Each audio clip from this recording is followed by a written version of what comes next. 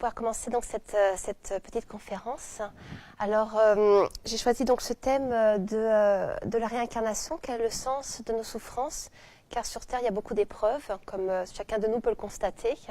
On a les épreuves de deuil déjà, les maladies, les séparations parfois, les divorces, les épreuves dans le travail. Donc il y a de multiples épreuves et bien souvent on se pose la question du pourquoi de ces épreuves. Et donc avec cette conférence, je vais tâcher d'apporter quelques éléments de réflexion. Après, la philosophie spirit enseigne et chacun se fait sa réflexion, sa propre analyse, bien entendu. Donc j'ai choisi comme plan pour cette conférence, tout d'abord de présenter donc cette loi de cause à effet, ses buts et ses modalités selon la philosophie spirit. Dans un deuxième temps, j'expliquerai la logique de cette loi de réincarnation et les preuves qui existent actuellement. Et enfin, dans une troisième partie, je montrerai que c'est une croyance universelle. Nous sommes des milliards sur Terre à croire la réincarnation. Et je ferai une présentation des différentes philosophies et religions qui mettent la réincarnation au centre de leur doctrine. Donc tout d'abord, la loi de cause à effet. Et je vais commencer par expliciter quelques concepts clés. Donc le premier concept clé, c'est l'être humain. Qu'est-ce qu'un être humain ? Un être humain, c'est un esprit ou une âme, c'est-à-dire un être intelligent en qui réside la volonté, les pensées, les émotions, qui se trouve dans un corps physique temporairement, puisque ce corps physique, eh bien, bien entendu, est mortel. Et pour faire le lien entre le corps physique et l'esprit, il y a un corps qu'on appelle énergétique ou un corps fluidique, que les spirites appellent le périsprit, ce qui veut dire littéralement qui se trouve autour de l'esprit. Dans d'autres philosophies, on l'appelle le corps énergétique ou l'aura. Il y a différents noms pour ce corps. Donc, voici à quoi ressemble finalement notre corps physique. Donc sur ce dessin-là, vous avez en noir le corps physique et puis ce qu'on appelle le corps énergétique, qui est composé de différentes enveloppes, différentes couches vibratoires, comme l'ont très bien montré les hindouistes en Inde, en Chine, dans la médecine chinoise, médecine indienne ayurvédique, c'est très bien présenté.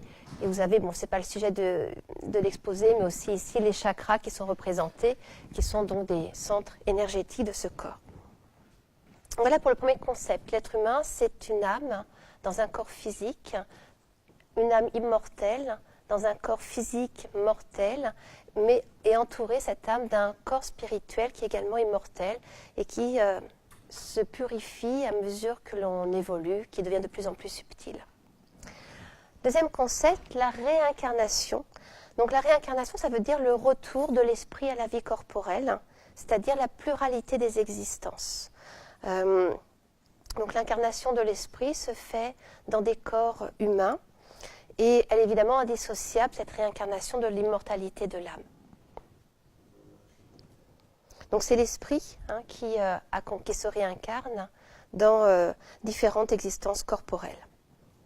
Donc voilà pour les premiers concepts que je voulais poser. Alors, d'après la philosophie spirit, quel est le but de la réincarnation?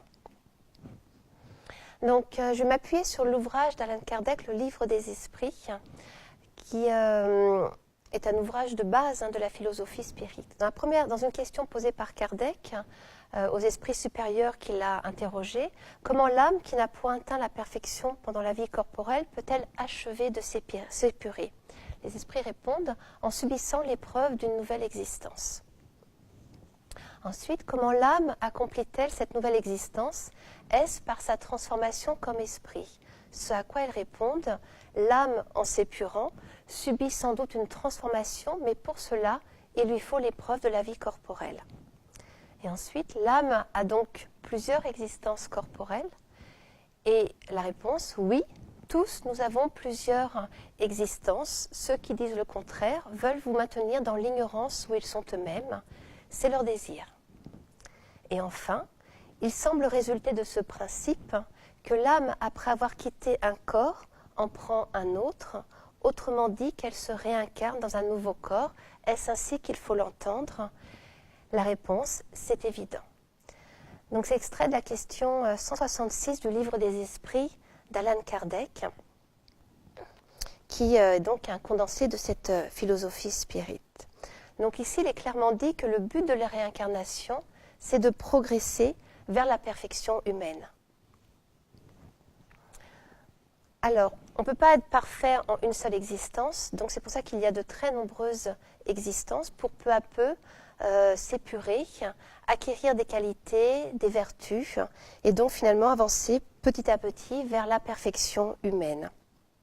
Donc, à chaque existence, l'esprit qui se réincarne apporte ce qu'il a acquis dans ses existences précédentes en qualité morale.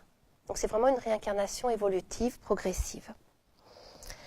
Alors, les esprits s'améliorent par les épreuves terrestres, en évitant le mal et en pratiquant le bien. Et ainsi, ils progressent et ils purifient progressivement leur corps spirituel, le périsprit, qui devient de plus en plus subtil et de plus en plus lumineux.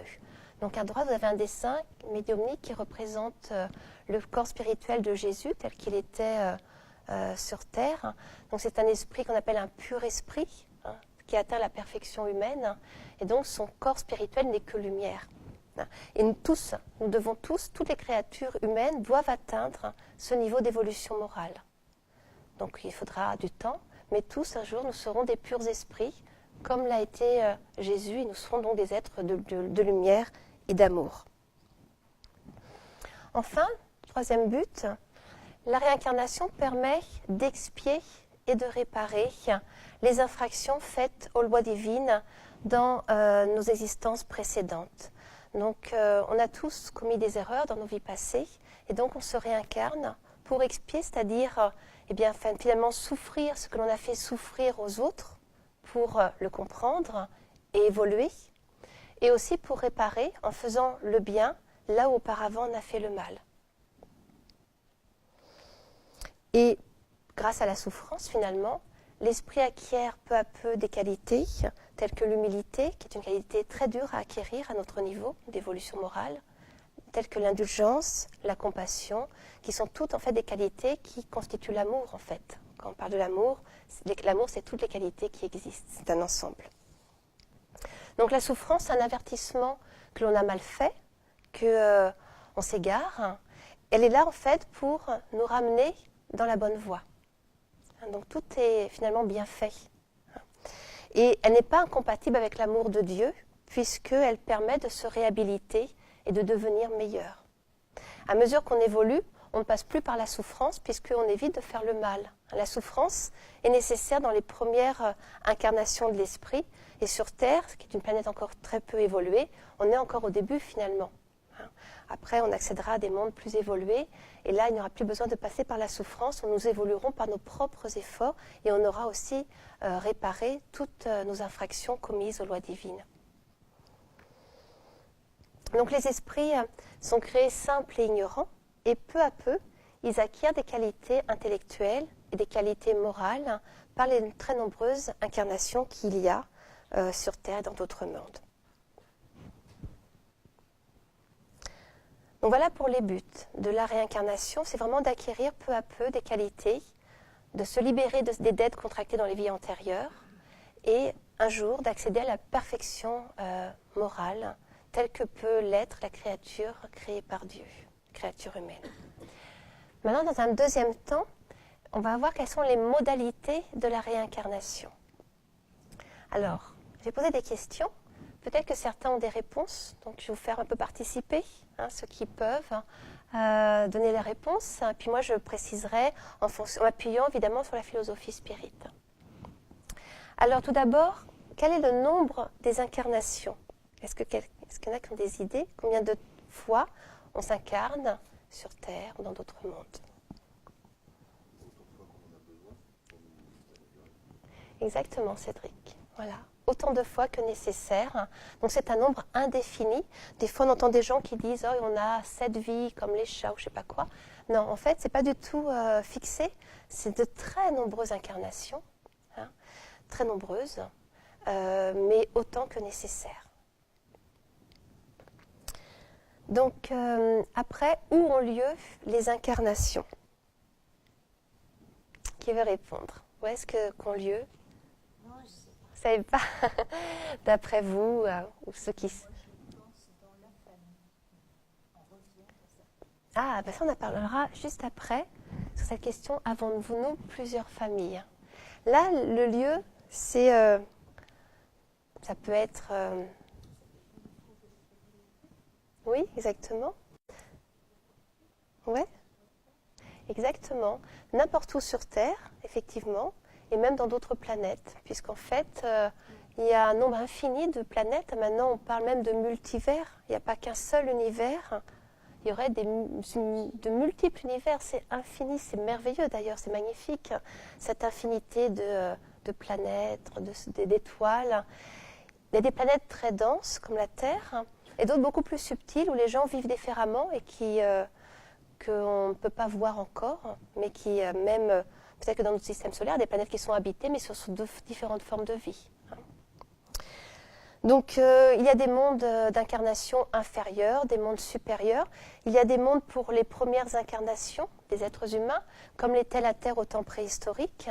Au temps préhistorique, les premiers hominidés, c'est en fait le passage de l'animal à l'humain, puisque l'animal s'humanise en passant par la période des premiers hommes, hein, quand les êtres humains sont devenus des bipèdes, hein, et peu à peu ont avancé vers l'humanité. Donc, il y a encore des mondes comme cela. Et puis actuellement, la Terre a évolué, puisque vous voyez, nous sommes des êtres humains, mais plus intelligents et ont acquis quand même plus de qualité morale. On a évolué, et puis la Terre évoluera encore. Et après, il y a d'autres mondes, hein, beaucoup plus évolués. Donc, selon notre niveau d'évolution morale, on s'incarne sur des planètes qui nous correspondent. Là, sur Terre, on n'est pas encore très évolué moralement. Donc, on a encore des épreuves à subir, à part certaines âmes d'élite, hein, qui viennent en mission, hein, des esprits qui s'incarnent pour faire une mission, mais ce sont des esprits très évolués, ou comme Jésus qui était un pur esprit qui est venu en mission. Mais la plupart d'entre nous sur Terre, on est encore voilà, à nos premières incarnations. Mais un jour, quand on aura acquis, peut-être à la fin de cette vie-là, espérons-le peut-être, quand on aura acquis toutes les qualités qu'on peut acquérir sur Terre, on ira dans des mondes plus évolués. Et à mesure qu'on s'incarne dans des mondes plus évolués, notre corps spirituel change, il se modifie, il devient de plus en plus subtil. Il évolue à mesure que l'âme évolue. Alors, question suivante, peut-on rétrograder? Madame? Non, parce qu'on passe par des vagues de vie. Je pense que la première, ça a été la minérale, le végétal, l'animal. Exactement, c'est tout à fait ça. C'est ce qu'enseigne la philosophie spirit et d'autres philosophies dont je parlerai après. C'est une évolution progressive, il n'y a pas de rétrogradation. Les esprits sont créés simples et ignorants, et peu à peu, ils acquièrent des qualités morales, ils progressent. Et effectivement, l'esprit d'un être humain ne peut pas intégrer le corps d'un animal. À cela, il y a des raisons d'ordre physiologique. Le périsprit, le corps spirituel de l'être humain est plus complexe que le corps le permet le corps de l'animal. Et aussi, il y a des raisons psychologiques, puisque l'intelligence et les sentiments sont d'ordre différent entre l'animal et l'humain. Donc, comme disait très bien Madame, c'est l'animal qui peu à peu s'humanise. Et à notre contact, les animaux domestiques acquièrent des qualités. Donc, ce serait important d'aimer les animaux, puisqu'ils vont peu à peu acquérir des qualités morales. Parce qu'ils ont déjà, hein, ils ont de l'amour, ils ont de la sensibilité. Hein. Donc les esprits s'élèvent graduellement par les épreuves, par le travail, par tous les efforts que l'on peut mettre en place, mais ne rétrogradent pas. Donc un homme de bien, une femme de bien, ne deviendra pas un scélérat. Mais à l'inverse, un scélérat deviendra un homme de bien. C'est vraiment très bien fait. Mais après, c'est selon notre propre vouloir. Donc ça prend le temps qu'il faut. Mais nécessairement, on évolue. Question suivante. Est-ce qu'on peut changer de sexe? Est-ce qu'un homme peut devenir une femme dans une autre vie? Ou une femme un homme? Est-ce qu'on peut changer de statut social? Est-ce que de patron, on peut devenir ouvrier? Est-ce qu'on peut changer de culture? Qu'en pensez-vous? Oui, exactement. D'autres interventions? Oui, tout à fait. Alors là, ça en met un coup à ceux qui ont des mauvaises opinions sur les femmes. Et oui, en fait, la position sociale varie. Hein, de grands seigneurs, on peut devenir ouvrier. Quelqu'un qui a d'ailleurs fait mauvais usage de son argent, qui a extorqué des biens, qui a mis des gens dans la misère, peut se retrouver dans une incarnation très difficile où il subit ce qu'il a fait subir aux autres et se retrouver donc dans des situations de misère très dures, parfois même à la rue. Ça peut être une expiation, pas toujours, hein, ça peut être une épreuve simplement qu'a demandé l'esprit, mais ça peut être aussi un rachat. On s'incarne dans différents groupes culturels. On a pu, dans nos vies passées, avoir des vies en Afrique, en Asie, en Amérique. On peut, dans une autre vie, se réincarner en Afrique, ou peu importe. Et parfois, d'ailleurs, nos goûts, pour certaines périodes de l'histoire, pour certaines civilisations, pour certaines, nous peuvent révéler. C'est une indication, oui. Voilà. Exactement. Quand on a, moi j'adore par exemple l'Asie, je me sens très bien en Asie et je sais que j'ai eu des vies en Asie, en Inde, dans ce milieu-là. C'est Istanbul, Ah. je suis restée fascinée, j'arrivais plus à quitter cette ville. Ah ben voilà, c'est ça, exactement. Donc quand on a des coups de cœur pour des villes, pour des pays, c'est qu'il y a eu une attache, voilà, il reste une réminiscence. Et puis voilà, le sexe. Alors évidemment, les esprits n'ont pas de sexe. Dans le monde spirituel, ils n'ont pas de sexe. Le sexe sert à la procréation, surtout en fait.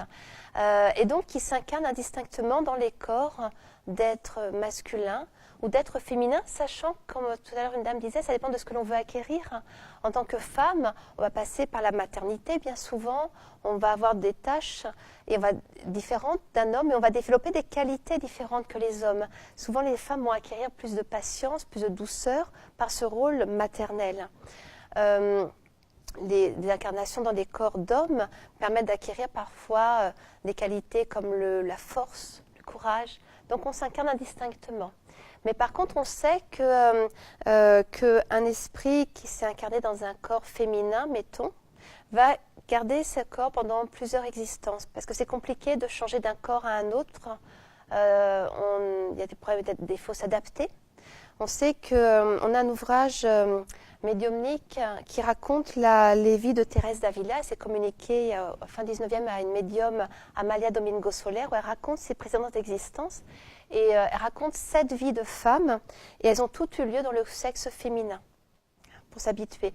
On parlera tout à l'heure d'un savant américain, Ian Stevenson, qui a travaillé sur la réincarnation. Et dans ses études qu'il a faites, il a constaté, que c'était en Birmanie, que seulement 26% des personnes qui se souvenaient d'une existence antérieure avaient changé de sexe. Donc c'est voilà, on garde sur plusieurs vies le même sexe. Question suivante, à quoi sert l'enfance? On a une longue enfance sur Terre, hein, puisque jusqu'à 18 ans, on est encore un enfant, hein, l'esprit met du temps à acquérir sa maturité. À quoi peut servir l'enfance? Qui est-ce qui a une idée? Sandrine qui aime beaucoup les enfants, je sais que tu sais. L'enfant sert à acquérir de nouvelles qualités par l'intermédiaire de ses parents, qui va pouvoir l'éduquer, lui apprendre plusieurs choses donc, qui lui sont nécessaires à son évolution morale. Mm-hmm. Et puis, on en avait discuté. Oui, c'est exactement ça. En fait, il faut savoir que l'enfant, quand un enfant arrive dans une famille, c'est un esprit. C'est un esprit qui a temporairement le visage de l'innocence d'ailleurs, de l'enfant. Mais c'est un esprit qui a eu d'autres vies, qui peut être plus ou moins évolué moralement, qui peut être parfois plus évolué que ses parents, ça arrive, ou au contraire, moins évolué. Ça peut être un esprit dont les parents vont se charger par l'éducation, notamment morale, de l'amener vers le bien. Donc c'est très important cette éducation morale à donner aux enfants pour qu'ils grandissent et aillent sur un beau chemin, hein, puisque c'est l'essentiel. Et pendant toute cette période de l'enfance, l'esprit est plus flexible. quand il est dans ce petit corps, son intelligence n'est pas complètement accessible, tout est un peu en sommeil. Et donc pendant tout ce temps de l'enfance, les parents peuvent prendre le temps de l'influencer dans le bien, de le corriger ses défauts. Dès qu'il commence à poindre, essayer de corriger. Si on voit que l'enfant est un petit peu personnel, essayer de lui apprendre à développer la charité, l'amour, la générosité, tout petit. Et tout ce temps permet d'éduquer véritablement l'esprit en réprimant les mauvais penchants de l'être qui s'incarne. Alors, on peut se poser la question du sens à donner à la mort des enfants, car c'est une épreuve extrêmement dure. C'est certainement la plus dure des épreuves, perdre un enfant, surtout dans nos sociétés actuelles où on n'est plus habitué à cela. Avant, les gens subissaient ces épreuves, il y avait plus de mortalité infantile notamment. Et c'est souvent une épreuve d'ailleurs qui amène à se révolter contre Dieu. Les gens qui perdent un enfant disent mais c'est pas possible, c'est trop cruel, il ne peut pas y avoir de Dieu. Mais en fait, la philosophie spirite, là aussi, apporte une consolation en donnant une explication à cela. Tout d'abord, il faut savoir que si le corps meurt, l'âme est immortelle. Donc quand ce corps meurt, l'âme, elle, est libérée. Et l'âme de l'enfant va aller dans un plan spirituel, c'est-à-dire un lieu dans le monde spirituel qui correspond à son niveau d'évolution morale. Ça peut être un lieu magnifique si l'esprit est évolué. Et il peut être très très heureux, beaucoup plus heureux que nous sur Terre, où nous sommes en fait en train d'être dans l'épreuve sur Terre. C'est difficile la vie sur Terre. Donc il faut voir ça. Et cette petite courte vie de l'enfant peut a un sens. Elle peut être le complément d'une existence précédente. Si par exemple l'esprit dans son existence précédente est mort brutalement, ça peut être un accident brutal qui n'était pas prévu sur le plan karmique, eh bien il peut venir compléter ce qui lui manquait. Ça peut être aussi la suite d'un suicide, un esprit qui se suicide. Alors c'est une infraction à la loi divine, donc il ne va pas être heureux de l'autre côté, il va revenir et il peut faire le complément pour se réhabiliter au regard de la loi divine. Et c'est aussi souvent une épreuve pour les parents. C'est une épreuve très douloureuse, mais ça permet aux parents de se spiritualiser d'autant plus. Ça leur permet peut-être de racheter quelque chose, on ne peut pas savoir ce qu'on a fait dans nos vies antérieures, et ça permet en tout cas de progresser, de manière difficile. Mais après, si on sait que ce n'est qu'un au revoir, qu'on retrouve l'être qui nous accueille de l'autre côté, eh bien ça rend l'épreuve plus supportable. Alors, question suivante, avons-nous plusieurs familles? Puisque si on se réincarne plusieurs fois, des centaines de fois, mettons, plus, ça va être le bazar là-haut. On va avoir 36 000 maris, 36 000 épouses. Comment ça peut se passer? Avez-vous une idée? Avons-vous plusieurs familles? Oui. Et oui. Et oui, on construit une nouvelle famille. Alors, il y a les deux. En fait, il y a... Oui, madame. Il y a aussi des personnes qui nous suivent, avec qui on peut faire plusieurs incarnations. Exactement. Oui, exactement. Donc, absolument, exactement. Oui, ça peut faire sembler bizarre, mais c'est vrai. En fait, on a ce qu'on appelle la famille spirituelle. La famille en tant qu'esprit. De l'autre côté, on a des esprits que l'on aime, qui nous sont chers, qu'on a connus dans des vies, et on peut demander effectivement à les retrouver dans cette vie-là. Exactement. Et on voit d'ailleurs dans certaines familles qui sont très unies, où il y a beaucoup de ressemblances. On pense par exemple à la famille du musicien Bach. Ils étaient tous compositeurs et musiciens dans cette famille. Donc il y avait vraiment des affinités sur le plan, là pour le coup, intellectuel. Il y a des familles où il y a beaucoup d'amour. Donc ce sont vraiment des familles qui s'aiment et qui ont consolidé leur lien d'amour sur plusieurs existences. Mais comme vous le disiez, on a aussi, parfois, on va aussi élargir notre famille spirituelle. Donc il y aura des incarnations dans des familles où il n'y a pas forcément des gens qu'on retrouve, où il n'y en a qu'une partie, et des gens qu'on ne connaît pas. Ou alors même des gens avec qui on a eu des différends dans nos vies antérieures, des gens à qui on a fait du mal ou qui nous ont fait du mal. On va les retrouver pour pardonner.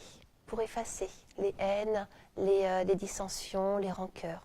Donc c'est très important quand on réfléchit à nos familles respectives de voir avec ceux avec qui on a le plus de difficultés et tâcher de faire des efforts parce que s'il y a des difficultés, s'il y a des antipathies, c'est qu'il est probable que dans nos vies antérieures, on s'est mal entendu, on a pu se faire du mal. On a pu causer du mal nous-mêmes, on a pu faire beaucoup de mal aussi. On oublie, on verra pourquoi. Mais, donc c'est très important d'essayer de mettre le voile, le baume de l'amour sur les mésententes. Donc en fait, la pluralité des existences ne brise pas les liens de famille, puisqu'on peut se retrouver. Elle les renforce même, et elle les élargit, puisque le but, c'est d'aimer tous nos frères et sœurs. On voit Jésus qui aimait tout le monde. On peut penser au Bouddha, on peut penser à des êtres comme le Dalai Lama, à des êtres comme Mère Teresa, qui ont plein d'amour. C'est vraiment des modèles. Le but, c'est d'aimer le plus possible de gens. Et comme vous disiez, madame, effectivement, ça peut changer. Une mère peut devenir une sœur dans une autre vie. On a par exemple le cas des jumeaux, qui s'aiment souvent beaucoup, qui sont très très liés, les jumeaux. Sont souvent des esprits qui sont très proches. Mais ça peut être aussi, on a aussi des contre-exemples, des fratries où il y a où les enfants ne s'entendent pas du tout. Parce que ce sont des esprits qui doivent apprendre à s'aimer. Il y a des raisons à cela. Donc en fait, il n'y a pas de hasard. Et puis, par rapport aux maris et aux femmes, on sait qu'on a tous une âme sœur. On a un esprit que l'on aime énormément, qui nous est vraiment dédié, qu'on peut ne pas retrouver dans cette vie-là. On peut le retrouver à d'autres titres, mais on a tous une âme sœur. Et même si on a eu sur plusieurs vies, plusieurs maris, plusieurs épouses, après, de l'autre côté, c'est fraternel. On les aime comme des frères et des sœurs. Il y a moins ce côté possessif que l'on peut avoir sur Terre, qui est beaucoup lié à la chair, finalement, à la possession. Alors, dernière question. Est-ce que nous conservons notre intelligence d'une vie à l'autre ? Avez-vous une idée ? Normalement, oui, puisqu'on évolue. L'intelligence, enfin, si on revient sur Terre, c'est pour évoluer, donc je pense qu'on conserve ce qu'on a acquis. Enfin, Oui. je pense, je sais pas. Oui, c'est ça. En fait, ce que nous enseignent les esprits supérieurs dans les ouvrages de spirit, c'est qu'en fait, tout ce que l'on a appris et acquis est enregistré dans la mémoire du corps spirituel, de ce qu'on appelle le périsprit. C'est-à-dire que quand on est de l'autre côté, quand on retourne dans le monde spirituel, on a notre âme avec ce corps spirituel, ce corps énergétique, et dans ce corps, il y a la mémoire. Et là, c'est le meilleur des disques durs, rien n'est effacé, c'est parfait. Mais, quand on se réincarne, le périsprit subit des transformations et beaucoup de choses vont rester à l'état latent, c'est-à-dire qu'on ne va pas forcément avoir accès à tout. Donc, et mettons quelqu'un qui a été extrêmement savant sur le plan scientifique peut très bien demander à revenir en oubliant toutes ses connaissances scientifiques pour développer, mettons, des connaissances artistiques, littéraires, ou au contraire pour acquérir l'humilité, qui est vraiment la plus dure des qualités à acquérir. Donc, on peut aussi mettre nos connaissances, nos savoirs, notre intelligence à l'état latent. Donc on ne peut jamais juger, quand on voit quelqu'un, de ce qu'il est réellement en tant qu'esprit. Il y a des gens très humbles, qui en fait sont très savants, mais qui, dans cette vie-là, n'ont pas voulu réactiver leurs connaissances. Et puis aussi, on a le cas des épreuves terribles, qui sont souvent d'ailleurs des expiations, du handicap mental. Dans le cadre du handicap, l'esprit, lui, il n'est pas handicapé, c'est seulement le corps qui pose problème. C'est l'expression de l'esprit qui est difficile. Et c'est souvent une épreuve très dure pour des esprits qui ont commis des infractions bien souvent aux lois divines. Et dans le cadre du handicap, eh bien, l'esprit, temporairement, ne veut pas exprimer son intelligence. Mais quand il retourne dans le monde spirituel, il retrouve ses capacités. Donc, on peut avoir un vague souvenir des choses qu'on a acquises dans des existences antérieures. On a par exemple des gens qui, très jeunes, sont très spiritualisés, parce que dans les autres vies, ont acquis ces connaissances. Donc, ça peut se réveiller. Et puis, on a le cas aussi des enfants prodiges, Actuellement, il y a des émissions de télé où on voit ces enfants qui sont extrêmement brillants dans un art, par exemple, dès l'âge de 4 ans, 5 ans. On peut penser à Mozart. Mozart, il composait une sonate pour piano à l'âge de 4 ans. À 11 ans, il composait 2 opéras. On a le cas dans le domaine artistique, on a Victor Hugo. À 13 ans, il concourait aux Jeux floraux de Toulouse avec des adultes et gagnait le premier prix en versification. Donc ce sont des esprits qui ont déjà travaillé dans les autres vies, qui ont travaillé sur de très nombreuses existences et qui reviennent en réactivant leurs connaissances. C'est comme ça que ça s'explique. En fait, avec la réincarnation, ça devient très logique. Alors que si on n'a pas cette donnée de la réincarnation, on ne comprend pas pourquoi il y a des gens qui sont tout d'un coup extrêmement brillants et d'autres qui n'ont pas. Donc, alors que là, c'est très clair. Donc voici pour donc, les modalités de la réincarnation. Alors, je vais passer à ma deuxième partie à présent sur la logique et les preuves de la réincarnation. Je vais commencer par la logique, donc j'ai déjà commencé à parler de logique, de la réincarnation, en présentant l'argumentaire que propose Allan Kardec dans le livre des esprits.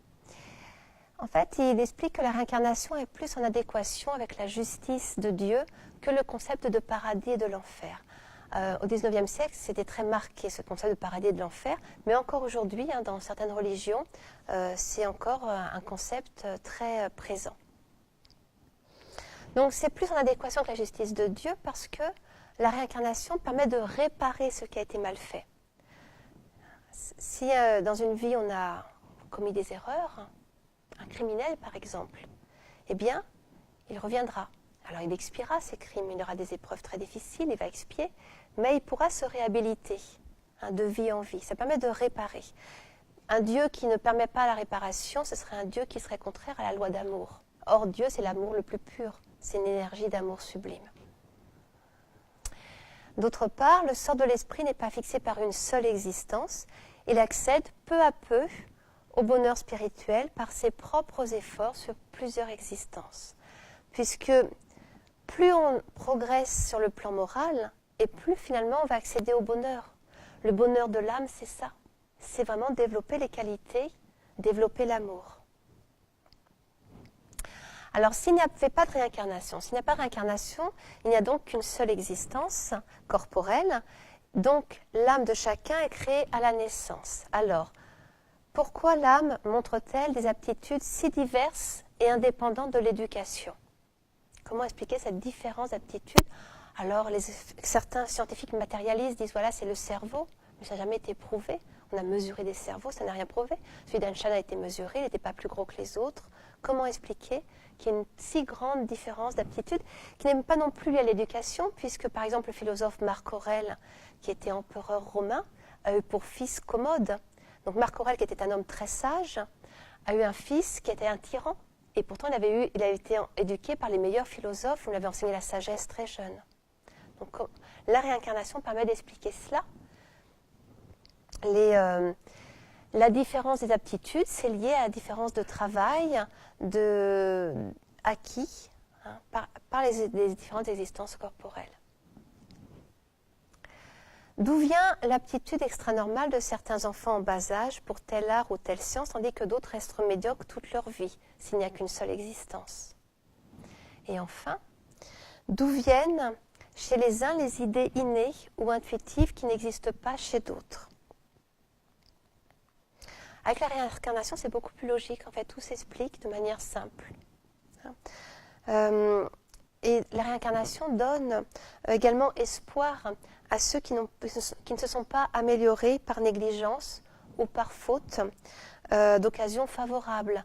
Les enfants morts au bas âge peuvent se réincarner quelques années plus tard, dans la même famille d'ailleurs. On a des exemples comme ça. Ceux qui ont fait le mal parce qu'ils n'ont pas été éclairés, parce qu'on ne leur a pas appris le bien, ils peuvent, dans notre existence, faire le bien. Donc, c'est jamais définitif. Donc, finalement, la réincarnation est logique. Et d'autre part, j'ai oublié ça. Oui, j'avais déjà dit, c'était la même idée. Et d'autre part, elle est quoi ? Elle est confirmée par les faits. J'ai envie de dire bon. Donc, je vais passer à cette partie des faits qui prouvent la réincarnation. Alors, je vais m'appuyer sur deux personnes. Donc, Gabriel Delanne, un spirit qui a vécu fin 19e, début 20e, qui a écrit un ouvrage qui est très intéressant. On le trouve en téléchargement gratuit. Alors, comme tous les ouvrages de spirit, là, on en a quelques-uns à la vente, mais on les trouve aussi gratuitement sur Internet, en PDF. Il a écrit La réincarnation, où ici de très très nombreux exemples de faits qui témoignent de la réincarnation. Je vais en citer un tout à l'heure. Et puis, il y a les travaux de Jan Stevenson, c'est le monsieur représenté en photo ici à droite, qui a vécu entre 1924 et 2007, un psychiatre américain qui a travaillé de manière très rigoureuse en menant des enquêtes scientifiques sur ce sujet-là. Donc tout d'abord, je vais citer un extrait de l'ouvrage de Gabriel Delanne, l'ouvrage qui s'intitule La réincarnation. Donc c'est un extrait qui avait été publié dans une revue théosophique à Rome en 1912. Et c'est le témoignage d'un homme qui était important, une personne aisée, instruite, le capitaine Battista, qui était connu pour son caractère sérieux et son honorabilité. Donc je vais donner le témoignage que cite Gabriel Delanne. Donc je vais citer. En août 1905, ma femme, dont nous parlerons plus loin, qui était enceinte de 3 mois, fut témoin, étant au lit, mais bien éveillée, d'une apparition qui l'impressionna profondément. Une fillette que nous avions perdue depuis 3 ans s'était subitement présentée devant elle, sous un aspect joyeux et enfantin, prononçant d'une voix suave ces paroles textuelles « Maman, je reviens ». Et avant que ma femme fût revenue de sa surprise, la vision disparut. Lorsque je rentrai chez moi et que ma femme, tout émue encore, me fit le récit de l'étrange événement, j'eus l'impression qu'il s'était agi d'une hallucination. Mais je ne voulus pas lui ôter la conviction qu'elle s'était formée d'un avis de la Providence, et j'acquiesçai immédiatement à son désir de donner à notre future fille le nom de sa petite sœur morte, Blanche. À ce moment-là, non seulement je n'avais aucune connaissance de ce que j'ai appris plus tard, très tard, de la théosophie, mais j'aurais traité de fou celui qui m'aurait parlé de réincarnation, persuadé que j'étais de ce que, mort une bonne fois, on ne renaît plus. 6 mois plus tard, en février 1906, ma femme donne heureusement le jour à une fille ressemblant en tout et pour tout à sa petite sœur défunte, ayant de cette dernière les grands yeux très noirs et les cheveux abondants et bouclés. Cette coïncidence n'ébranla en rien ma conviction matérialiste, mais ma femme, remplie de joie par la grâce reçue, se convainquit, d'autant plus que le miracle avait été accompli et qu'elle avait mis au monde par 2 fois le même petit être. Cet enfant a maintenant 6 ans environ. Et comme sa petite sœur défunte, elle a vu s'accomplir en elle un développement précoce de sa personne et de son intelligence. Toutes deux, à l'âge de 7 mois seulement, ont prononcé distinctement le mot « maman », tandis que mes autres enfants, intelligents aussi, n'y sont pas parvenus avant 12 mois. Pour faire comprendre plus facilement ce que je dirai tout à l'heure, je dois ajouter que du vivant de la première petite Blanche, nous avions pour domestique une certaine Marie, une Suissesse qui ne parlait que le français. Elle avait importé de ses montagnes natales une cantilène, une sorte de berceuse, qui devait certes avoir jailli du propre cerveau de Morphée, tant sa vertu soporifique agissait instantanément sur ma petite fille lorsque Marie la lui chantait. Après sa mort, Marie retourna dans sa patrie et la berceuse qui nous rappelait trop vivement l'enfant perdu subit dans notre maison un ostracisme plein et entier. Donc la chanson ne fut plus chantée. 9 ans se sont passés depuis lors et la fameuse berceuse soporifique avait complètement disparu de notre mémoire. Un fait réellement extraordinaire est venu nous la rappeler. Il y a 1 semaine, je me trouvais dans la salle de travail contiguë à la chambre à coucher avec ma femme lorsque nous entendîmes tous deux, comme un écho lointain, la fameuse berceuse. Et la voix partait de la chambre à coucher où nous avions laissé notre fillette endormie. Au premier abord, émus et stupéfaits, nous n'avions pas distingué dans ce chant la voix de notre enfant. Mais, nous étant approchés de la chambre d'où partait la voix, nous trouvâmes l'enfant assis sur le lit, chantant avec un accent français très prononcé la berceuse qu'aucun de nous ne lui avait apprise. Ma femme, sans montrer en être trop émerveillée, lui demanda ce qu'elle chantait. Avec une promptitude stupéfiante, elle répondit qu'elle chantait une chanson française, quoiqu'elle ne connût de cette langue que quelques mots appris de ses sœurs. « Qui t'a appris cette jolie chanson ?» lui demandai-je. « Personne, je la sais toute seule, » répondit l'enfant. Et elle poursuivit gaiement le chant, de l'air de quelqu'un qui n'a jamais chanté autre chose de sa vie. Le lecteur tirera la conclusion qu'il voudra de cette exposition très fidèle des faits que j'ai personnellement constatés. Pour mon compte, la conclusion à laquelle je m'arrête est celle-ci, les morts reviennent. Donc c'est le capitaine Florendo Battista, c'est donc de Rome, il a donné son adresse Via dello Statuto numéro 32 dans la revue.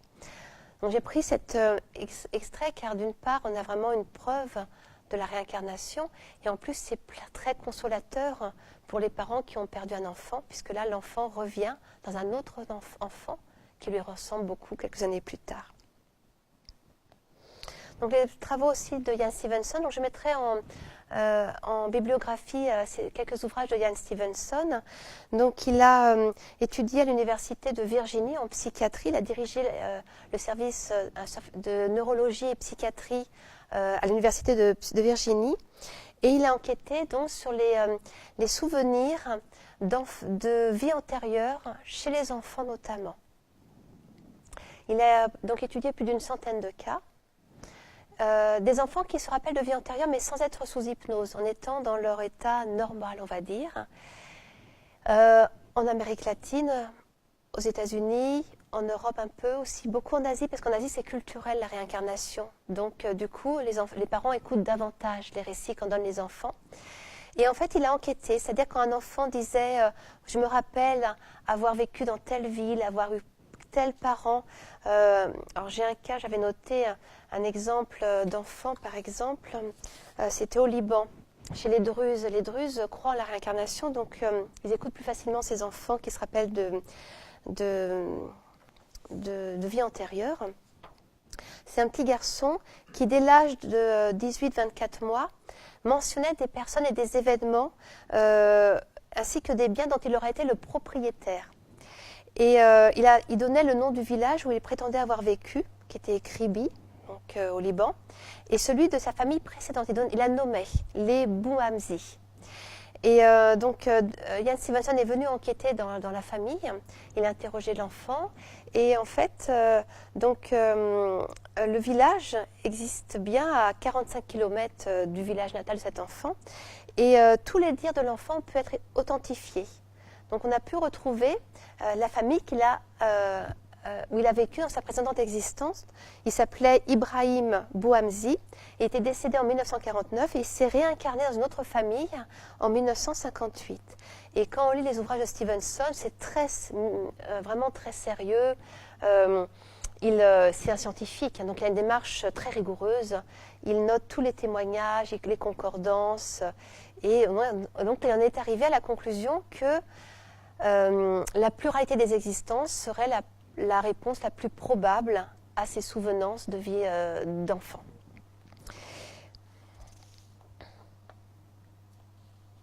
Voilà. Bon, je ne vais pas développer davantage. C'est vrai que c'est intéressant à lire cet ouvrage. Ces ouvrages de Ian Stevenson sont très très rigoureux, surtout pour ceux qui ont une démarche plutôt scientifique, qui ont un esprit, qui aiment bien avoir des faits, des preuves. Il est très bien pour ça. Donc ce qui est intéressant, c'est qu'il fait entrer des réincarnations dans le domaine de la science. On n'est plus dans le domaine de la philosophie. Là, on rentre dans le domaine scientifique par cette étude. Bien. Alors, j'ai présenté les objections à la réincarnation. La principale objection, c'est oui, soit, mais alors pourquoi est-ce qu'on oublie nos vies antérieures ? S'il y a une réincarnation, on ne devrait pas, si on se réincarne, on devrait se souvenir. En fait, on oublie nos vies antérieures pour deux raisons. Il y a des causes physiologiques et des causes morales. des causes physiologiques. Même dans notre vie actuelle, on a des lacunes très importantes. On oublie énormément de choses, on ne se rappelle pas de notre petite enfance, on a oublié une grande partie de notre enfance, de notre adolescence. En fait, le cerveau matériel du corps physique ne retient que ce qui est utile, donc très peu de choses. Mais le reste va être emmagasiné dans le cerveau du périsprit, du corps spirituel. De même, nos rêves aussi, on ne retient pas la plupart du temps. Donc, a fortiori, si on ne retient pas ce qu'on a vécu dans cette vie-là, on retient encore moins ce qu'on a vécu dans les autres vies. Sachant que le père-esprit, notre corps spirituel, a subi des transformations profondes en intégrant l'embryon, la vie qui se constituait dans le ventre de nos mères.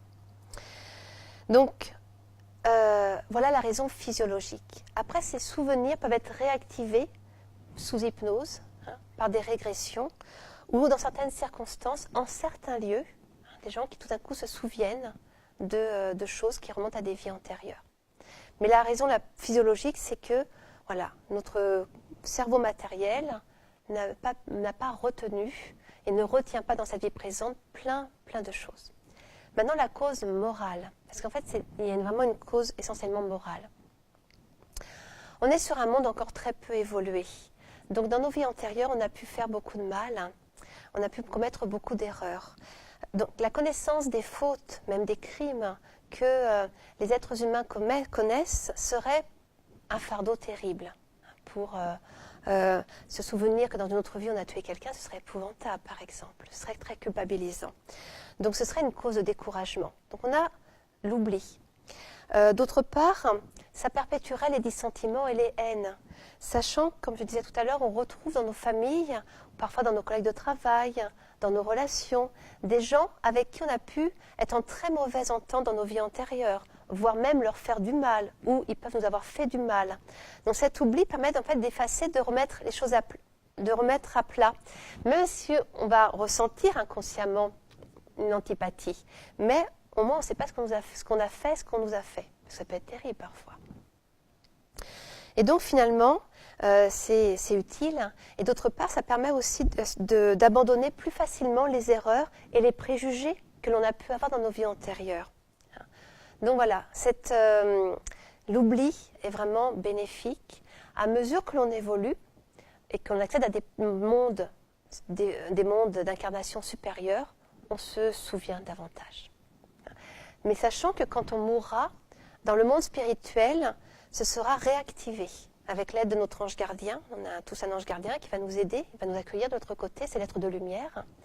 Ce sera réactivé. On se rappellera peu à peu nos existences antérieures et on comprendra le pourquoi de nos épreuves. Tout s'éclairera et on comprendra la justice et l'amour de Dieu, même pour des épreuves terribles, parce qu'on a pu commettre des actes terribles. Donc voilà, c'est un oubli qui n'est pas permanent, qui est temporaire et qui est vraiment nécessaire pour permettre le travail d'évolution morale dans cette existence-là. Est-ce que ça va, vous suivez bien ?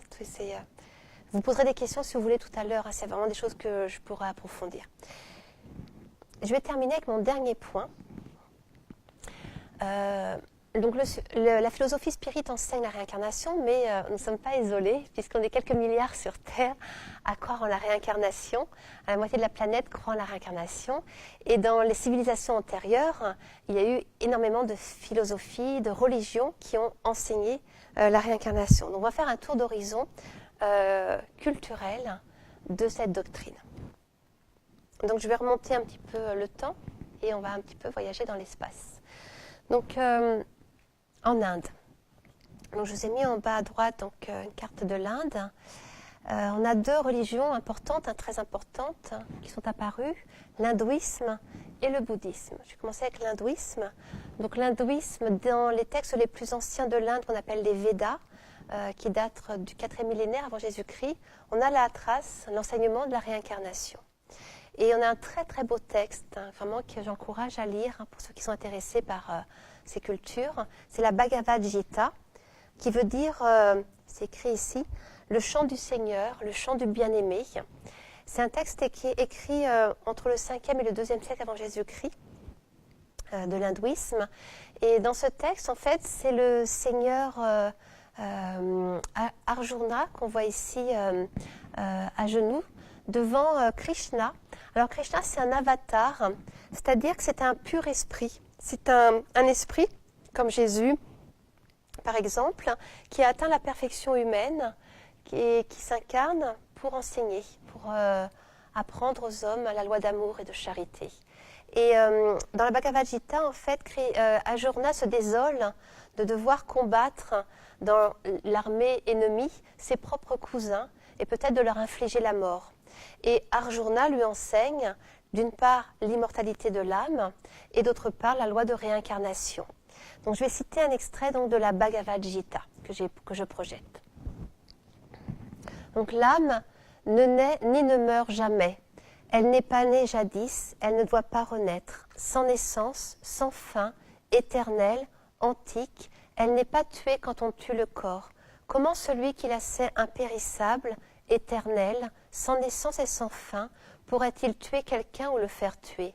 Comme l'on quitte des vêtements usés pour en prendre des nouveaux, ainsi l'âme quitte les corps usés pour revêtir de nouveaux corps. J'ai eu bien des naissances, et toi-même aussi, Arjuna. Je les sais toutes, mais toi, tu ne les connais pas. Donc c'est clair, hein, l'âme est immortelle et elle se réincarne de nombreuses fois.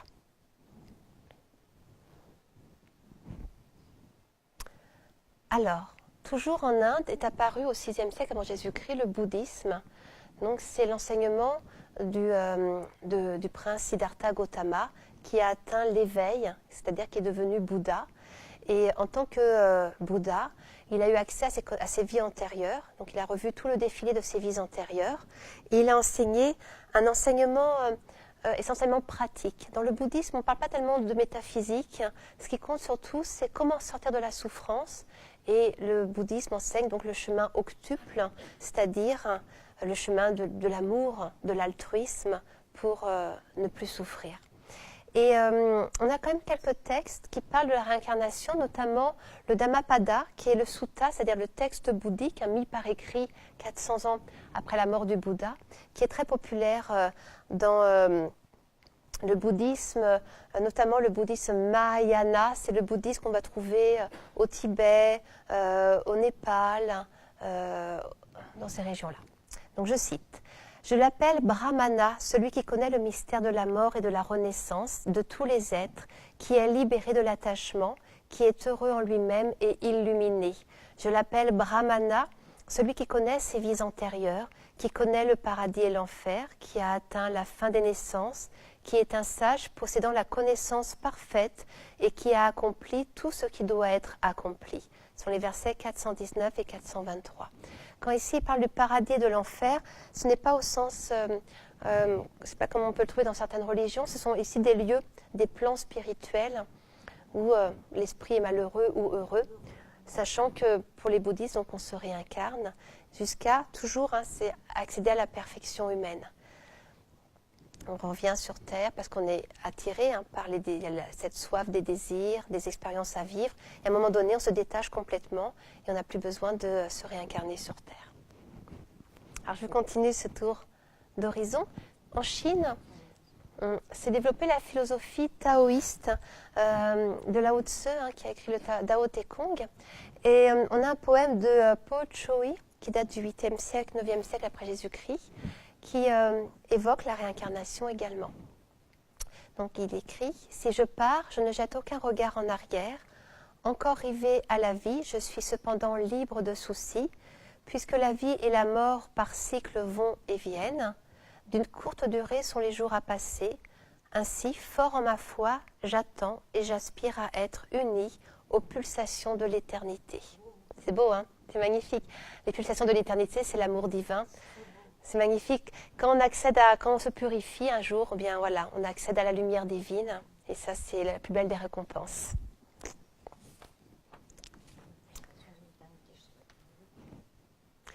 Alors en Égypte, pardon. En Égypte, vous avez pareil une carte.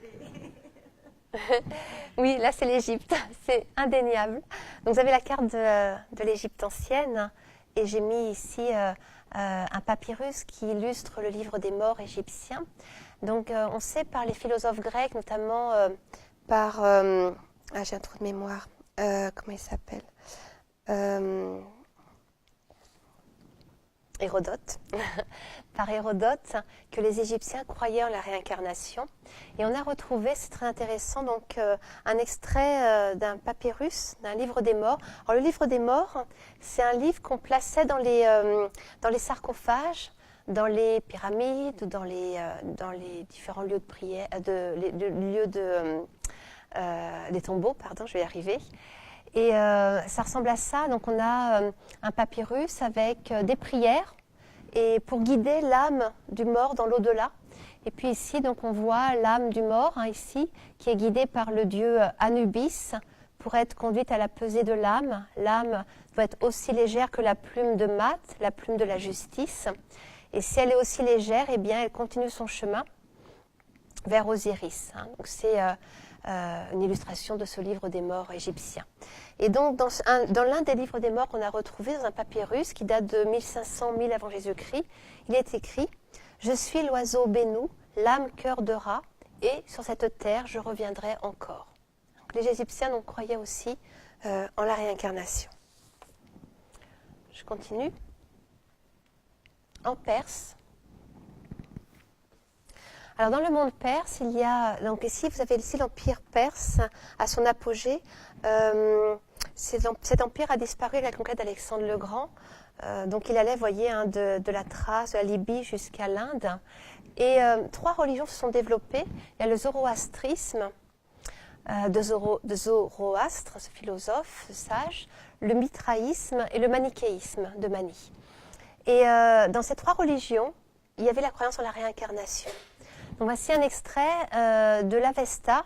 Ce sont des hymnes qui font partie du Vendidad, qui sont donc des paroles de Zarathustra. Je cite donc un passage. « Les âmes dont la lumière intérieure continue de briller, qui n'ont pas encore atteint la lumière de vérité, dans cette demeure de mensonges retourneront, entourées de faux maîtres, de faux égaux, et de ceux qui pensent, parlent et agissent dans le faux. » Donc ici, les questions de la terre, un monde encore inférieur où il y a beaucoup d'ignorance, d'où cette notion de demeure de mensonges. On revient sur terre tant qu'on ne s'est pas assez épuré.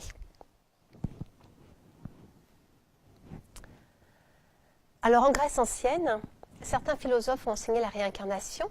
C'est le cas du philosophe et savant Pythagore, qui a vécu au VIe siècle avant Jésus-Christ. Socrate et Platon. Je vais vous citer tout à l'heure un extrait de Platon. Et puis à Alexandrie, en Égypte, il y avait l'école néoplatonicienne où de grands philosophes comme Plotin, Porphyre, Jamblique enseignaient la réincarnation. Dans le livre 10 de la République de Platon, le mythe d'Ère raconte comment un homme se réincarne en buvant l'eau du fleuve Léthé, le fleuve de l'oubli. On oublie. Je vais citer ici plus précisément un extrait du Ménon de Platon. Donc Platon qui était le disciple de son maître Socrate. Socrate n'a rien écrit, mais Platon a écrit de très nombreux dialogues où il fait parler Socrate. Alors ils disent, c'est-à-dire les prêtres et les prêtresses, que l'âme de l'homme est immortelle et que tantôt elle sort de la vie, ce qu'on appelle mourir, tantôt elle y rentre de nouveau, mais qu'elle n'est jamais détruite, et que, pour cette raison, il faut dans cette vie tenir jusqu'au bout une conduite aussi sainte que possible. Ainsi l'âme, immortelle et plusieurs fois renaissante, ayant contemplé toutes choses, et sur terre et dans l'Hadès, ne peut manquer d'avoir tout appris. Il n'est donc pas surprenant qu'elle ait, sur la vertu et sur le reste, des souvenirs de ce qu'elle a su précédemment. Donc pour Socrate et Platon, le but de la philosophie, qui veut littéralement dire l'amour de la sagesse, philo et sophia en grec, c'est vraiment de rendre son âme belle, en vue de l'éternité. C'est ça, même l'amour de la sagesse. Alors je continue donc toujours ce tour d'horizon des philosophies réincarnationnistes. Chez les Celtes, donc vous avez en vert ici le monde celtique avec en vert foncé le cœur du monde celtique. Donc les Gaulois étaient des Celtes. Les Celtes enseignaient la réincarnation. Et César, quand il a conquis la Gaule, a un petit peu parlé de leurs croyances. Donc je cite La guerre des Gaules de César, le chapitre 6, passage 14. Ce dont il parle des druides ici, donc les maîtres de sagesse chez les Celtes. Ce dont il cherche surtout à persuader, c'est que les âmes ne périssent pas, mais passent après la mort d'un corps dans un autre. Cela leur semble particulièrement propre à exciter le courage en supprimant la peur de la mort. Il y a de très nombreux témoignages qui montrent que les Celtes ne craignaient pas du tout la mort. Même ils s'empruntaient des sommes d'argent en se promettant de se rembourser dans une autre vie. C'était extrêmement fort chez eux, cette croyance en la réincarnation. Diodore de Sicile aussi parle des Celtes et de leur croyance en la réincarnation. Alors il y a aussi les peuples dits primitifs, de très nombreux peuples d'Afrique comme les Yoruba, du Pacifique, les Maoris, les Tasmaniens, les Tahitiens, de très nombreuses tribus amérindiennes comme les Iroquois, les Creeks, les Hurons, les Dakota, les Mayas, les Chiricanes et aussi les Inuits, dans leur mythologie, dans leur croyance, croient à la réincarnation. Tout à l'heure, je citerai un ouvrage historique qui approfondit ces aspects-là. On va parler maintenant des monothéismes. Dans le judaïsme, alors ici j'ai mis donc à droite, en bas à droite, l'itinéraire des Juifs qui venaient de Mésopotamie et qui se sont installés dans l'Antiquité en pays de Canaan. Et vous avez ici en haut à droite l'arbre des séphirotes qui représente les forces de l'univers. Donc dans le judaïsme, il y avait à l'époque de Jésus des courants juifs qui croyaient en la réincarnation et ils attendaient le retour des prophètes. On en parlera après quand je parlerai du christianisme. Et au 1er siècle de notre ère avait été rédigé la Kabbale, le Zohar, un livre de sagesse, de l'ésotérisme, on va dire, juif, qui est parti de ce courant qu'on appelle la Kabbale, qui est donc la partie, on va dire, cachée, l'ésotérisme du judaïsme.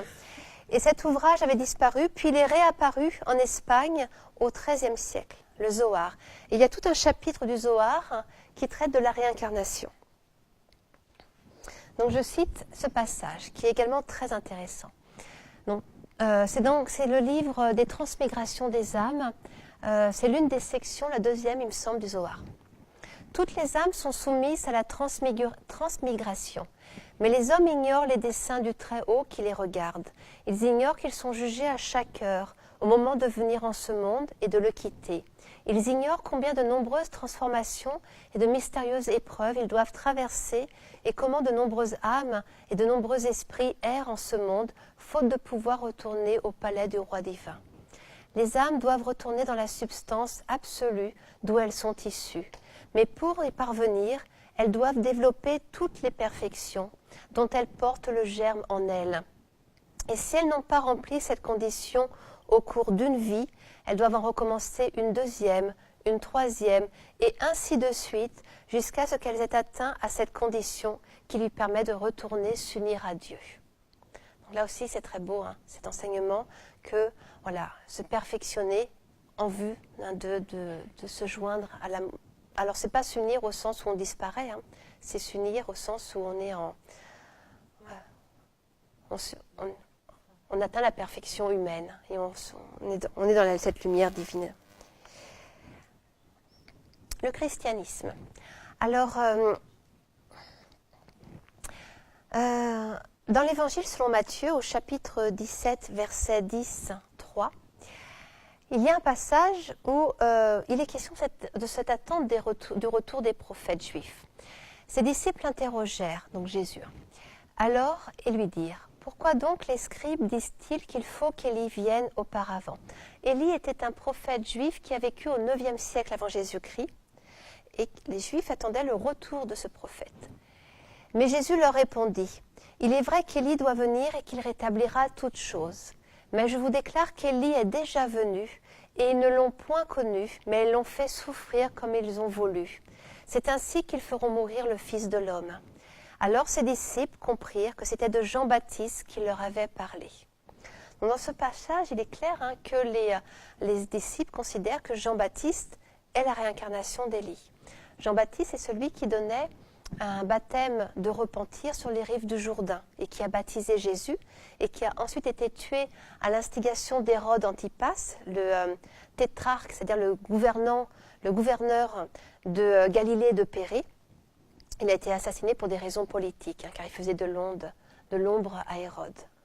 Donc là, il est clair que dans ce passage, Jésus a probablement donné un enseignement sur la réincarnation à certains de ses plus proches disciples. Et à l'époque de Jésus, après la mort de Jésus, il y avait de très très nombreux courants chrétiens.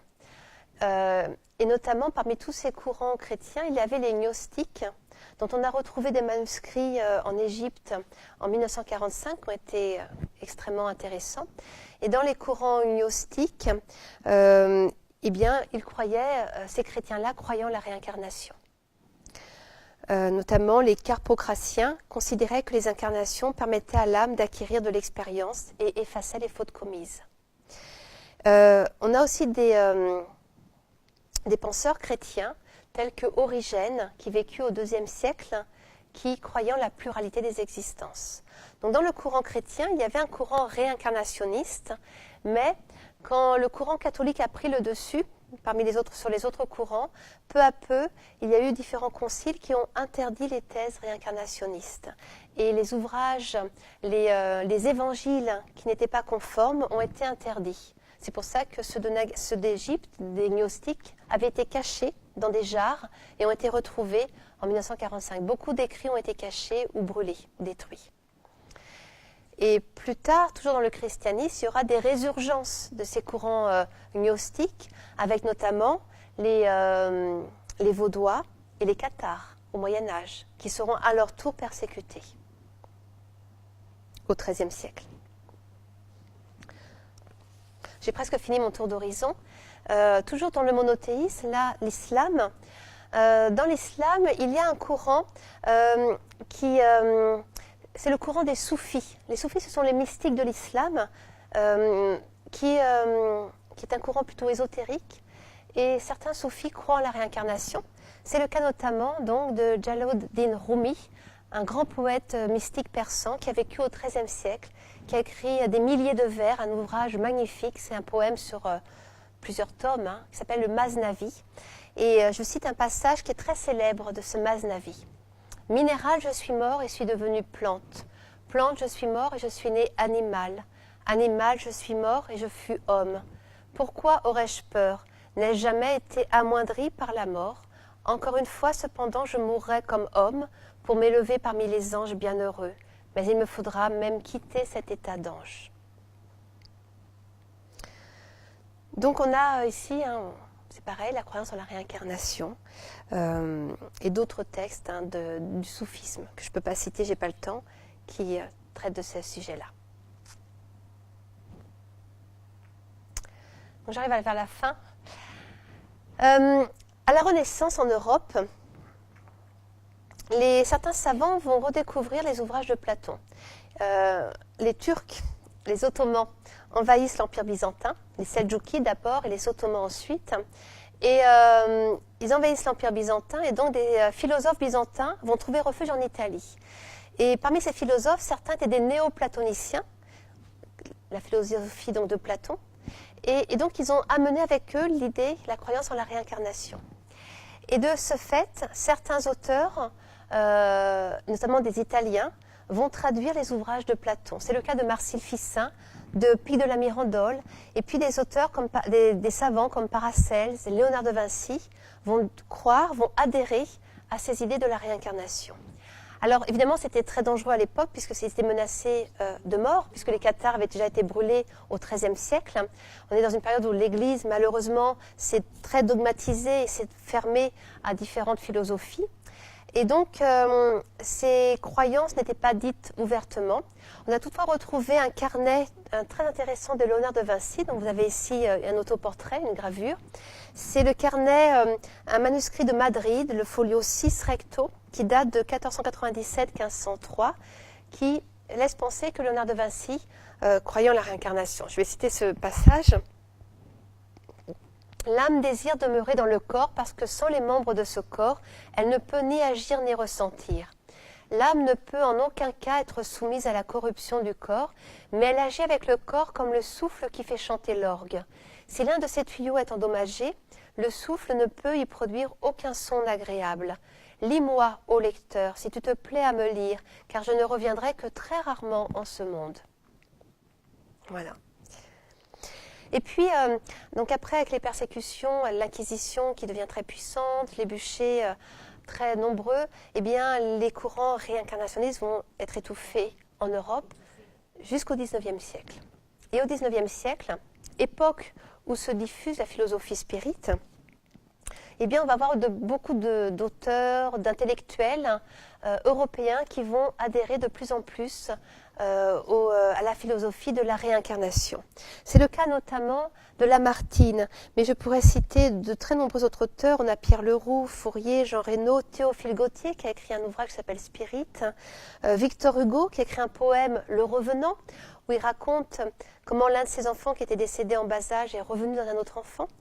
Georges Sand dans Consuelo parle de la réincarnation. Et puis on a Lamartine, ce très grand poète, qui a voyagé au Proche-Orient et qui a senti qu'il revenait en des lieux qu'il connaissait. Donc je vais lire ce passage de son voyage en Orient. Ce sera la dernière citation. « Je n'avais en Judée ni Bible ni voyage à la main. » Les voyages, ce sont les guides de voyage comme le guide vert aujourd'hui. « Personne pour me donner le nom des lieux et le nom antique des vallées et des montagnes. Pourtant, je reconnus tout de suite la vallée de Térébinthe et le champ de bataille de Saül. Quand nous fûmes au couvent, les pères me confirmèrent l'exactitude de mes prévisions. Mes compagnons ne pouvaient le croire. De même à Sophora, j'avais désigné du doigt et nommé par son nom une colline surmontée d'un château ruiné comme le lieu probable de la naissance de la Vierge. Le lendemain, au pied d'une montagne aride, je reconnus le tombeau des Maccabées et je disais vrai sans le savoir. Excepté les vallées du Liban, etc., je n'ai presque jamais rencontré en Judée un lieu ou une chose qui ne fût pour moi comme un souvenir. Avons-nous donc vécu 2 fois ou 1000 fois? Notre mémoire n'est-elle qu'une image ternie que le souffle de Dieu ravive? Bon, voilà, donc voilà pour ce tour d'horizon. Hein. Vous voyez, donc beaucoup de gens ont adhéré à cette philosophie. Donc, en conclusion, abstraction faite de l'enseignement des esprits, puisque la philosophie spirite est basée sur l'enseignement donné par les esprits. Si on fait abstraction de cet enseignement des esprits, la réincarnation demeure la conception la plus rationnelle. Elle est plus logique que la doctrine de l'unicité des existences. Elle seule résout les questions insolubles comme l'inégalité des aptitudes. Elle seule donne un sens aux nombreuses souffrances présentes sur cette planète d'expiation et d'épreuve. Cette doctrine philosophique rend à l'être humain sa pleine et entière responsabilité, les vies successives ayant pour objet le développement de l'intelligence et du caractère. Chacun est celui qu'il s'est fait lui-même. Et, dans cette vie actuelle, chacun prépare sa vie future, qui sera plus ou moins heureuse selon le bien réalisé et les vertus acquises. Donc c'est ça qui est très intéressant, c'est que nous sommes vraiment les artisans de notre bonheur et de notre élévation. Enfin, cette doctrine est un puissant appel à la fraternité, car nous nous incarnons dans différentes cultures, dans différentes couleurs de peau, dans différentes conditions sociales, dans le sexe masculin ou féminin. L'homme d'aujourd'hui pourra être femme demain, le patron pourra devenir l'ouvrier, etc. Donc, quelle que soit notre position dans la société, nous avons intérêt à l'améliorer, car en réalité, c'est notre sort futur que nous préparons ainsi. Donc, vous avez ici une bibliographie sommaire. Il y a énormément d'ouvrages qui traitent de la réincarnation. Donc, j'ai mis en bibliographie l'ouvrage de base de la philosophie spirite sur lequel je me suis beaucoup appuyée. C'est l'ouvrage d'Allan Kardec intitulé « Le livre des esprits », paru en 1857. L'ouvrage de Gabriel Delanne, La réincarnation, paru en 1924. L'ouvrage de Josiane Maillard, Le livre des esprits expliqué, tome 1, paru en 2018, qui est une analyse du livre des esprits. On l'a en vente aussi ici. Les ouvrages de Ian Stevenson, enfin 2 de ses ouvrages, donc des ouvrages, des écrits scientifiques, de recherche scientifique. Et enfin, un ouvrage historique de John Head et de Cranston, le livre de la réincarnation qui date de 1977, sur lequel je me suis appuyée notamment pour faire toute la partie sur l'histoire de la réincarnation. Et donc je m'arrêterai ici, j'ai dépassé un petit peu le temps. Donc voilà, merci pour votre attention.